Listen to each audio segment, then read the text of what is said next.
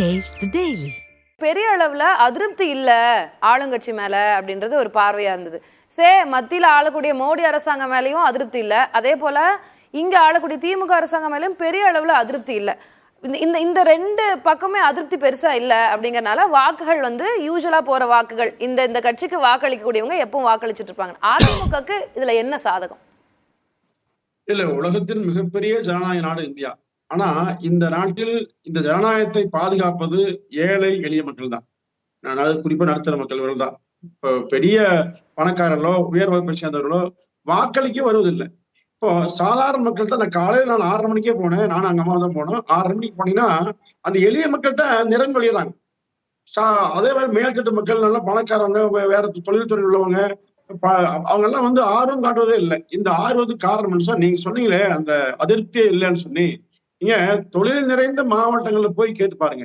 இப்ப நீங்க தமிழ்நாட்டை பொறுத்தவரையில நம்ம இந்தியாவுக்கு அந்நிய செலாவணியை ஈட்டி தரக்கூடிய மாவட்டங்களா இருக்கக்கூடிய சில மாவட்டங்கள்ல தமிழ்நாடு முழுமைக்கும், ஏன் வெளி மாநிலங்கள் கூட வேலைக்கு வர இடங்கள்ல இன்றைக்கு வேலையே இல்லை. மின்சார தட்டுப்பாடு, சிறு குறு தொழில்கள் அனைத்தும் இல்ல திருமணிகண்டன், இல்ல நான் இன்னும் வெளிப்படையா கேட்கிறேனே, அந்த மாதிரி அதிருப்திகள் இருந்திருந்தது அப்படின்னா அதிக வாக்கு விழுக்காடு பதிவாகி இருக்கும். மக்கள் பெருவாரியாக இந்த கவர்மெண்ட்டை மாத்தணும் அப்படின்னு அள்ளி வாக்கு அளிச்சிருப்பாங்க. கிட்ட அதே மாதிரி இருக்கு, இல்ல அதை விட குறைஞ்சிருக்கு. அப்ப மக்கள் பெரிய அளவுல மாற்றத்தை எதிர்பார்க்கல அப்படின்றத புரிஞ்சுட்ட விஷயமா இருக்கு. இதனால அதிமுகவுக்கு என்ன தாக்கம் இருக்கும், என்ன சாதகம் இருக்கும்னு கேக்குறேன். இல்ல, அண்ணன் சமசர்களும் முருகன் சாரும் தெளிவா விஷயம் சொன்னாங்க. அதாவது ஒரு வாக்களிப்பிற்காக செல்லுகிற போது அவர்களுக்கு குறைஞ்சது 500 ரூபாய் 1000 ரூபாய் செலவாகும் வச்சுக்கோங்க. அந்த செலவு செய்து போகிற அளவுக்கு அவரோட வசதி இல்லைங்கிற உண்மை. நீங்க அரசாங்கம் யோசிக்கணும். நீங்க ஒரு ஊருக்கு போனோம். ஊர் கோவில்பாளையம் ஊர் பேரு. அங்க அதிமுக விஜயகுமார் நானும் இடத்துக்கு போனோம்.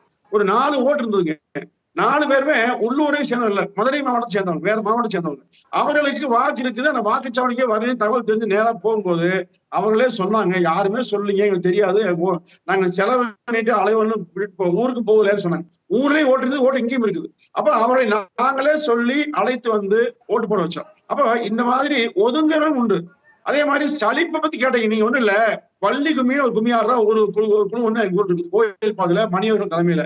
அந்த குழுவை சேர்ந்து 25 இளைஞர்கள் ஒரே யூனிஃபார்மோட, வெள்ளை சட்டை போட்டுட்டு ஒரே யூனிஃபார்மோட 25 இளைஞர்கள் புது வாக்காளர் இப்பதான் ஓட்டு போடுறாங்க, ஓட்டு போட்டாங்க. அதுவும் நடந்தது. அப்ப நீங்க படித்தவர்கள் சில சமயத்துல அக்கறை இல்லாம இருக்காங்க. இதே மாதிரி இறந்தவர்கள் பட்டியல் பாத்தீங்கன்னா ஒரு வாக்குச்சாவடிக்கு 200, 300, 500 ரூபாய்க்கு நீக்கவே இல்லை. அதே சமயம் வெளியூர் உள்ளவங்க இந்த ஊருக்கு ஓட்டு போடுறது இல்லை. அதே மாதிரி இந்த ஊர்ல இருந்து இன்னொரு ஊருக்கு மாற்ற குடி போறான்னு சொன்னா அந்த வாக்காளர் பட்டியலை எழுதி கொடுத்து மாத்தீங்கன்னு சொல்லி கொடுக்கும் போது 10 முறை கொடுத்தாலும் தேர்தல் கமிஷன் அதுக்கான நடவடிக்கை எடுக்காம, தேர்தல் ஆணையத்துடைய குறைபாடு, அவங்க சரியா வேலை பார்க்கல இந்த முறை.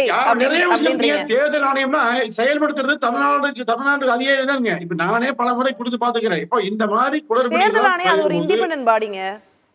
இல்ல மேடம், இண்டிபெண்டன்ட் பாடி. ஒவ்வொரு தொகுதியிலும் ஒரு தேர்தல் நடத்தும் அலுவலரும் அதிகாரி இருக்காரு. எப்ப வேணாலும் நீங்க திருத்தலாம், சேர்க்கலாம், நீக்கலாம், மாத்தலாம். ஆனா மனு கொடுத்து பாருங்க, நடக்காது. இன்னொன்னு அதிருப்தி பத்தி சொன்னீங்க. மத்திய மாநில அரசுகள் மீது மிக கடுமையான அதிருப்தி இருந்ததுங்க, இன்னும் இருக்குது. ஏன்னா இந்த 3 வருஷம் மிக கடுமையான அதிருப்தி இருந்திருந்தா வாக்கு விழுக்காடு உயர்ந்திருக்கணுமே. அதே மாதிரி இருக்கும். அதாவது மேடம் ஒண்ணு இல்ல, கடந்த முறை ஓட்டு போட்டாங்க, 5 வருஷம் எம்பி இருந்தாங்க.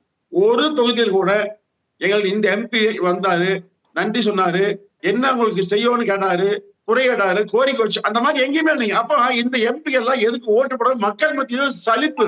உண்மை சொன்னா சொன்னாரு. இல்ல மக்கள் மத்தியில சலிப்புன்றத தாண்டி மக்களுக்கு ஏற்கனவே தெரிஞ்சிருக்கு இது மாறாது, இப்படிதான் இருக்கும் ரிசல்ட் அப்படின்றதுல மக்கள் ஏற்கனவே தெளிவா இருக்காங்க. அதனால அவங்க ஓட்டு போடாம இருந்திருப்பாங்க.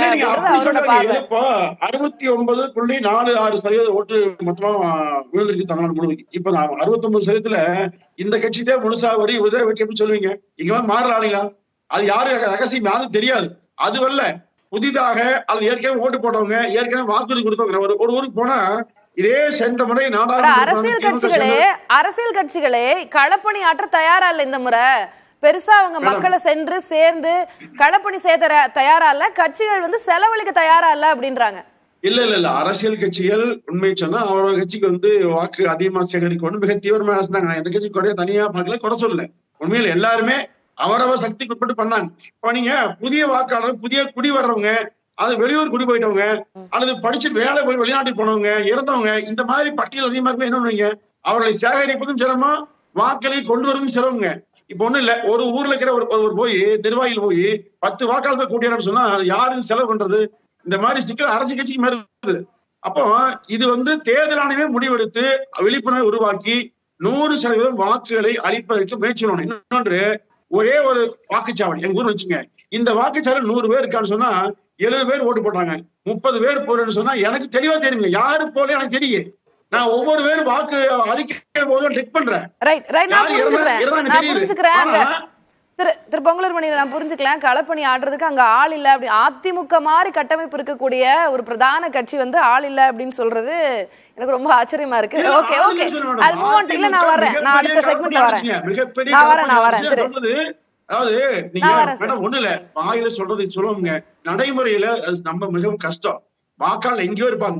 ஒண்ணு இல்ல, எங்க ஊர் 10 பேர் தேடி போனீங்கன்னா 10 பேர் இளவு போயிட்டாங்க, ஒரு டெத்து போயிட்டாங்க, ஆளே இல்ல. சரி சரி, நம்ம ரொம்ப நுணுக்கமான எக்ஸாம்பிள்ஸ் போக வேண்டாம். நடைமுறை சிக்கல் இருக்கு, அதான் உண்மை. ரைட், நம்ம பேசலாம் சார்.